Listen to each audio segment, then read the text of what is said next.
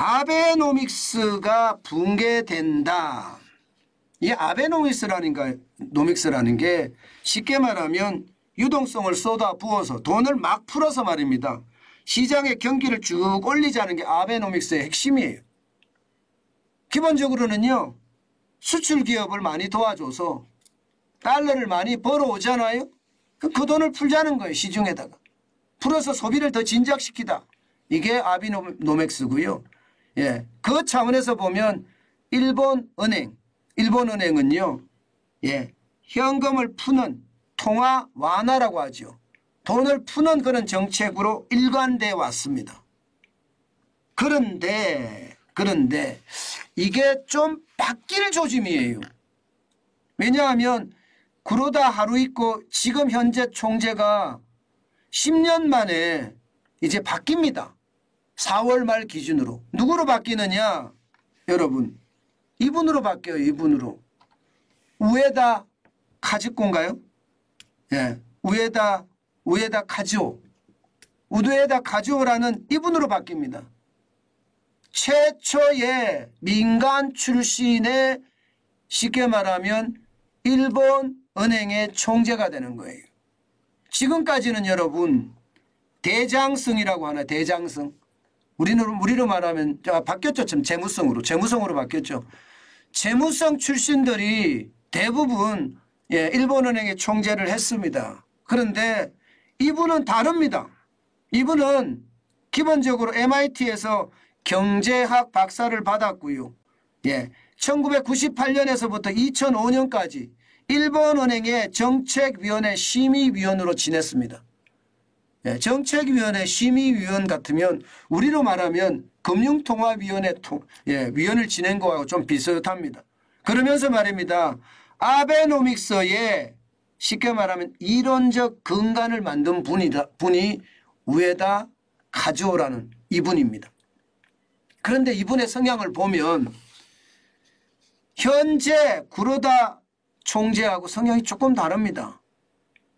우에다 내정자는 비둘기파, 쉽게 말해 통화 완화입니다. 매파, 통화 긴축입니다. 그 사이에 있는 중도파로 평가를 받는다 이렇게 이야기합니다. 중도파로. 게다가 이게 재무성 출신이 아니니까 재무성의 눈치를 보지 않아도 됩니다. 그러면 뭔가 바뀔 수도 있겠다 이렇게 이야기할 수가 있거든요.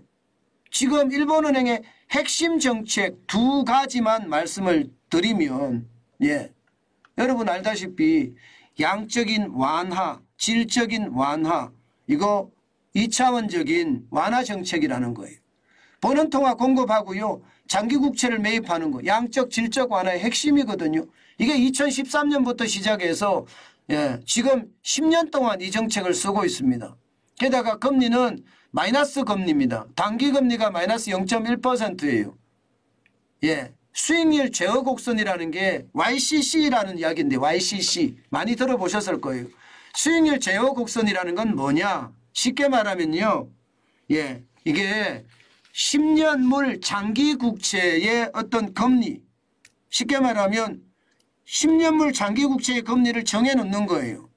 정해놓은 다음에 이 금리보다 떨어지든 이 금리보다 올라가든 시장에 개입한다는 거예요. 올라가면 못 올라가게 풀고 내려가면 못 내려가게 사들이고 이런 얘기거든. 일반적으로는 사들이죠. 무제한 국채 매입을 통해서 10년물 국채 금리를 목표 금리에 맞추는 것 이게 핵심이거든요. 핵심. 이렇게 일본의 통화정책의 어떤 근간을 이루어왔습니다. 지금은 장기금리가 이 국채 금리 변동폭이 플러스 마이너스 0.56까지 확대했습니다. 사실 0.56까지 확대한 것은요. 금리 인상이나 다름없습니다. 이게 플러스 마이너스 0.25였거든요. 자, 그러면 이제 어떻게 될 것인가? 이제 어떻게 될 것인가? 생각을 해봐야 되잖아요. 분명한 것은 우에다 일본은행 총재 내정자는 뭔가 차별화를 시켜갈 거라는 이야기. 지금까지 아베노믹스의 핵심이 된 구로다 총재의 어떤 노선을 당분간은 밟아가겠지만 앞으로 자기만의 색깔을 나타낼 거다. 이게 시장의 대부분들의 예측입니다. 실제로 시장에서 말입니다. 그런 예측이 나오자마자 이게 N달러 환율이 쉽게 말하면 엔화 강세가 한동안 왔었습니다. 엔화 강세가 왔다는 게 뭡니까? 여러분 많이 왔었죠. 쭉 떨어졌잖아요. 달러당 150엔까지 올라가서는 쭉 떨어졌잖아요. 물론 이게 그것만 가지고 떨어진 것은 아닙니다. 엔화가 떨어진 이유는요. 엔화가 강세라는 환율이 N달러 환율이 떨어졌다. 엔화 강세 이 말이거든요. 그런데 이게 금리를 만약에 올리면 어떻게 될까요? 금리를 올리면 엔화 강세가 시작이 되는 겁니다. 지금 단기금리는 마이너스 0.1%고요. 뭐 단기금리가 뭐 핵심이니까 마이너스 0.1%가 지금 미국의 일본의 기준금리라고 생각하시면 됩니다. 0.1%가. 그러면 이게 뭔가 마이너스 금리를 플러스 금리로 바꾼다. 이렇게 되면 엔화는 어떻게 될까요? N달러 환율은 어떻게 될까요? 당연히 강세가 되겠죠. 금리가 높아지면 시중에 있는 엔화를 끌고 가잖아요. 그죠? 시중에 엔화를 많이 끌고 갑니다. 그러면 통화량이 줄어들겠죠. 통화량이 줄어들면 아무래도 엔화가 강세가 되는 거니까 아마 그 시장을 보고 있는 거다. 이렇게 생각하시면 됩니다.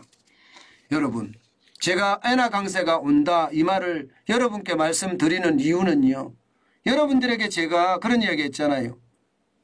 N달러 말고요. N1 환율이 950원 밑으로 내려가면 조금씩 사모아서 우리가 일본을 갈 때 비용으로 사용하면 되겠다. 그런 말씀을 많이 드렸는데요.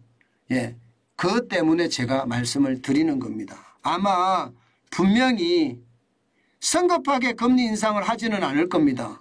그렇지만 분명히 차별화를 해갈 거고요.